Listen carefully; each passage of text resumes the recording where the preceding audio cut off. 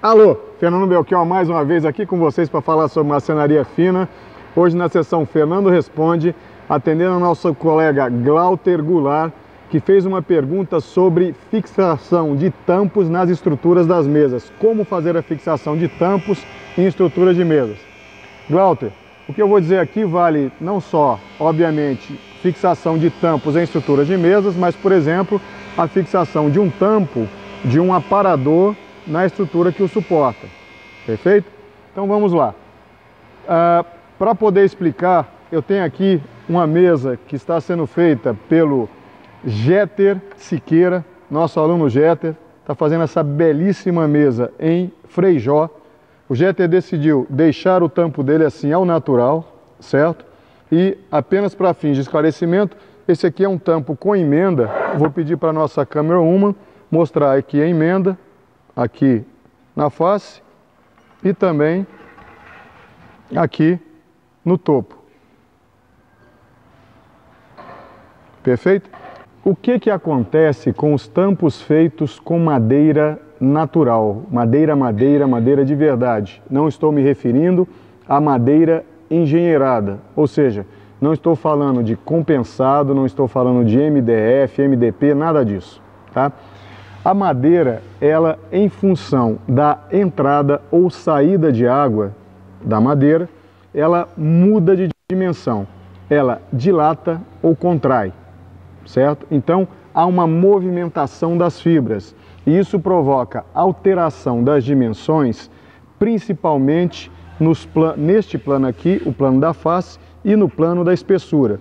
No comprimento, para os fins práticos de marcenaria, essa movimentação pode ser considerada desprezível, não tem efeito, mas na largura e na espessura essa movimentação tem que ser considerada. Para fazer a fixação do tampo na estrutura, a gente precisa levar em conta essa movimentação que existe, tá? No caso deste plano aqui, do plano da face, do plano da largura, essa movimentação ela pode chegar até 4% da dimensão da peça. Ou seja, não é um valor desprezível, tem que ser considerado, certo? Então a gente precisa de um meio que permita ligar o tampo à estrutura e levar em conta essa movimentação. O que significam esses 4%? Por exemplo, no caso deste tampo aqui. A gente tem um tampo aqui que está com 500 milímetros de largura, cerca de 50 centímetros, tá? Se a gente tem 50 centímetros, do centro até a borda aqui, a gente pode ter uma movimentação de 4% sobre 250, certo? Que é 250 milímetros, que é a metade dos 500. Quanto dá isso? São 10 milímetros. Numa situação limite em que a prancha estivesse com alta umidade, né, até ela secar ou entrar em equilíbrio com o meio ambiente, a gente poderia ter essa variação de 4%. Esse número 4% é uma média, isso varia de espécie para espécie, isso varia também em função da quantidade de água que a madeira tem, da quantidade de água que o meio ambiente tem. Se ela ganhar água, ela aumenta as dimensões, se ela perder água, ela diminui as dimensões, tá? Mas trabalhar com esse número de 4% como um número do dedão, uma regra do dedão para situações extremas, é um bom valor, tá? Então a gente tem que levar em conta isso, essa movimentação. E o que a gente vai fazer? Aliás, antes de falar do que a gente vai fazer em relação à fixação do tampo na estrutura, vamos mostrar o que acontece quando a gente não leva isso em conta. E para falar disso, eu sempre gosto de mostrar os famosos desfiladeiros da minha bancada de marceneiro, os Grand Canyons, tá? E eu vou mostrar isso aqui agora para vocês.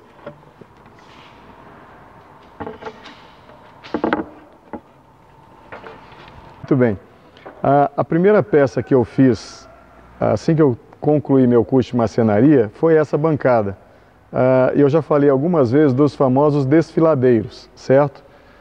Pedi para a nossa câmera uma mostrar o desfiladeiro número 1, o Grand Canyon, e o desfiladeiro número 2, que a gente pode chamar do que quiser, né?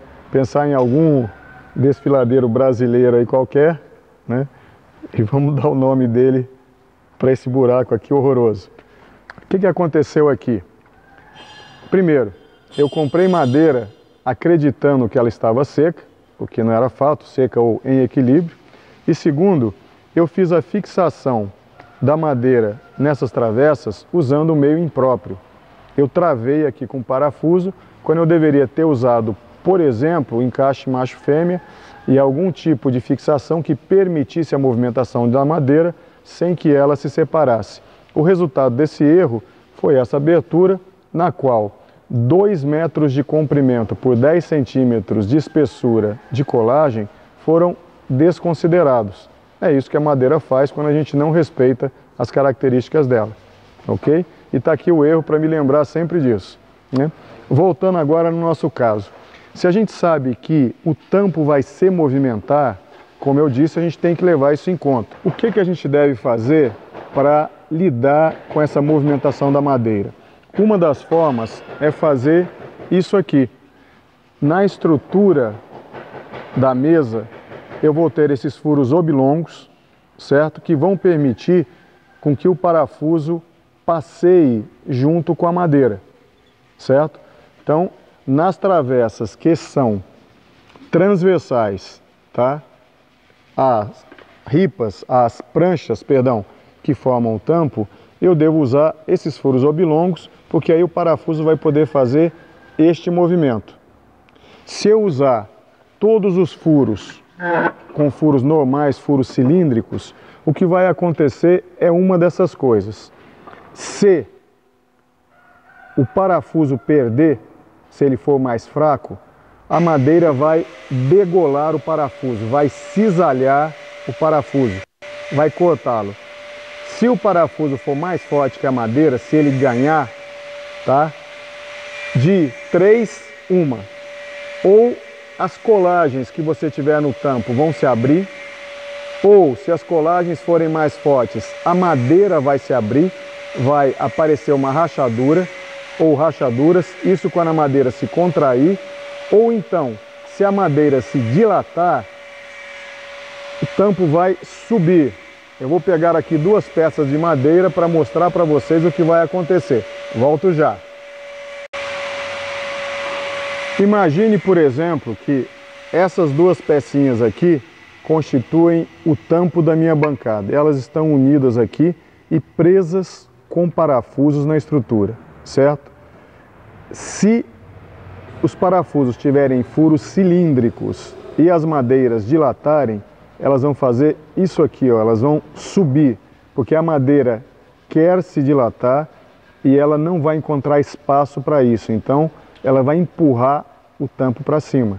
Isso acontece na dilatação e se você tiver a fixação com parafusos que não estejam em furos oblongos, perfeito? Em furos cilíndricos. Essa é uma das formas que a gente usa para fazer a fixação de tampo em estrutura, né? Furos oblongos. Tem uma coisa muito importante. Os furos oblongos, eles têm que ser feitos nas travessas que são transversais às pranchas, ou seja, as pranchas estão nesta posição aqui e você vai fazer o furo nessas travessas. Não vá fazer furos, tá? Aqui nessa travessa, porque você não tem espaço para fazer um furo oblongo na espessura da travessa, né, que vai permitir a movimentação do parafuso. Você vai acabar com uma travessa fragilizada, tá? Não há espaço aqui para o parafuso se movimentar. Se você precisar fazer o travamento, porque você tem uma mesa comprida, coloque travessas intermediárias aqui e faça os furos oblongos nessas travessas intermediárias, perfeito? Na direção dos grãos, na direção das fibras, como a gente tem aqui, ó. O uso dos parafusos com furos oblongos é uma das soluções possíveis para o caso. Existe uma outra solução, não estou dizendo que não existam outras, que é esse dispositivo. Bem, eu não estou usando aqui o original porque eu não encontrei, certo? Então eu fiz aqui um sofisticado modelo em papel. Imagine então esta peça metálica com a espessura aí na casa de uns 2 milímetros, algo em torno disso, né? Com um furo aqui, uma aba aqui. Você usa este furo para fazer a fixação dela no tampo, certo? Através de parafuso. E esta aba, ela se insere num rasgo que você faz aqui na travessa, certo? Então, vamos imaginar a peça inserida aqui, ó, nesta posição. Você tem um rasgo que permite esta movimentação, certo? E aqui a fixação no tampo. Então, a peça, o tampo se movimenta e a peça se movimenta dentro do rasgo. E aí, o problema que a gente teria de movimentação da madeira trazendo algum problema no tampo, não acontece, certo? Como eu disse, esses são os métodos que eu conheço para fazer a fixação. Não quero dizer que não existam outros. Então é isso. Qualquer dúvida, qualquer pergunta, Fernando Belchor, Marcenaria Fina no Facebook ou no YouTube, ou então, fernandoresponde@uol.com.br. E como eu sempre digo, vamos juntos?